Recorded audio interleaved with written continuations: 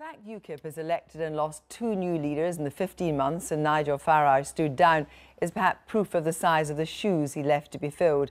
At the end of the month, members will select a new chief in an election which has been described as the battle for the soul of the party. This evening, there was a hustings with several of the contenders in central London, including the bookies' favourite to win, Peter Whittle.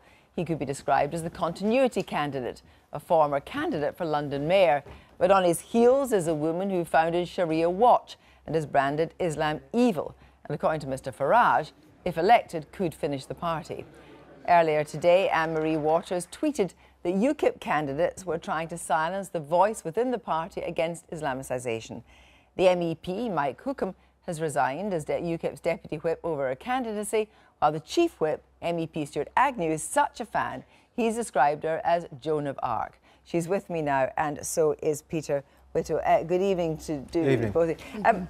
There's not much that divides you, is you? I mean, you have described you want Sharia law outlawed, you want Sharia courts outlawed. There's nothing much between you. I think that the incredibly important thing really is that this idea that somehow our, talking about Islam as a new thing is completely untrue. Since I've been in UKIP, I have talked about the need for one law for all, and indeed, therefore, that we shouldn't have Sharia. I have talked about FGM. I've talked about all these issues which are really pressing ones for the public. But do you believe, as Anne-Marie Waters believes, is that Islam is evil?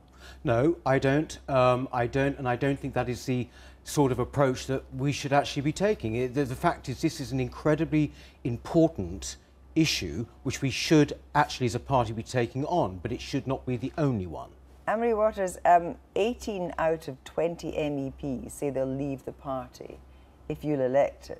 That would be a disaster, wouldn't it? Well, first of all, I don't think all of them will leave. I think there's an awful lot of misunderstanding about what I'm saying. A lot of people seem to think I have two heads, and when they realise that I don't, but actually what I want to speak... Islam is evil. I've seen it. Yes, and I don't see why that's such an enormous or outrageous thing to say. You know, we ought to be able in this country to say whatever we like about a religion. And the problem we've got is that we pussyfoot around, we spend so much time agonising over not saying the wrong thing, and this is what's putting the public off. Look, this is how millions of people in this country feel, and they're waiting for someone to articulate it for them. But what will be the party if everybody leaves because of I was exactly just saying that not kind of thing everybody you're will saying? leave. Not well, what do you think? Will leave. people leave? Do people and subscribe to that view of Islam? No, look, the thing is in a way, look, we're looking at this through the wrong prism. No, this is a perfectly straightforward prism. Because the main priority of most people in UKIP at the moment, and that includes people standing,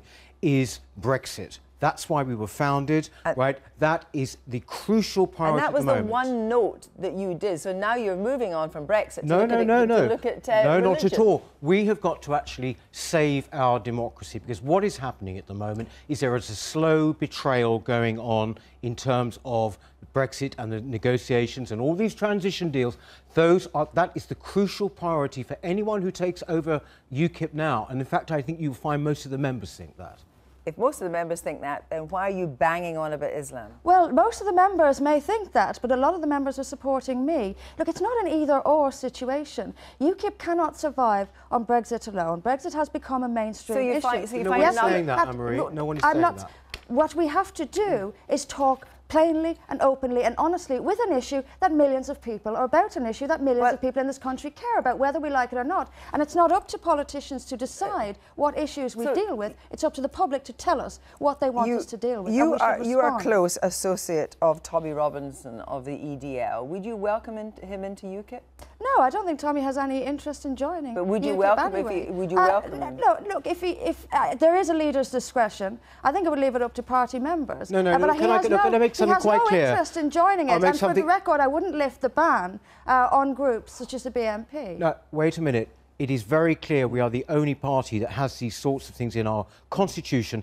We are and not. I just said I wouldn't the lift them. the EDL. So therefore, it is not up to whether the members want him or not. There it is is a in the legal Constitution. It's as discretion simple on as that. individuals, It is and I not going to think do any individuals good for should be this party considered. if those sort of people start to join this Well, party. what sort of people, Peter? A lot of people around the country support those sort of people. A lot of people around the country think exactly the same way and have nobody representing them. So, and in fact, they're being dismissed in this way, is this described as those sort of people. The party that seems to be discussed here Yeah. by Anne-Marie, is this the kind of party you think UKIP is? No, the fact is that UKIP was built on a big issue, which was getting out of the EU, right? Upcoming, it is still going to be that issue, but of course there are massive other issues. I have always concentrated on the fact that we have got to, Kirsty, we have got to rebuild British confidence, British identity, British sense of self. So do you agree with Anne-Marie that there should be a temporary ban on immigration?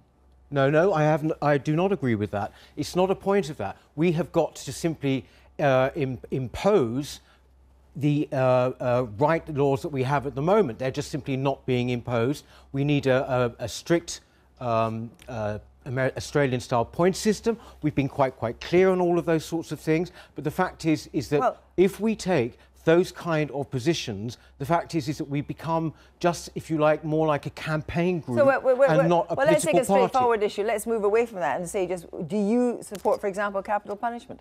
No, I don't. No, I don't. No, neither do I. You don't support capital punishment? No, I think you'll find it's a very common view in our party. It's criminal law is simply too complex to leave that kind of decision. And what's the position for either of you? If you win, will you serve under Peter? If you win, will you serve? If you win, would you want Peter as your deputy? I really don't know what I would do after I win, or if I win, or if I don't win. At the moment, I'm getting to that final stage. And would you have Anne-Marie as your deputy? We are thinking exactly about the leadership at the moment, and the fact is, this is a party with a potentially big future, and the fact is that is what we've actually got to put out to the public at the moment. Thank you both very much indeed. You didn't frankly have the balls to put country before party.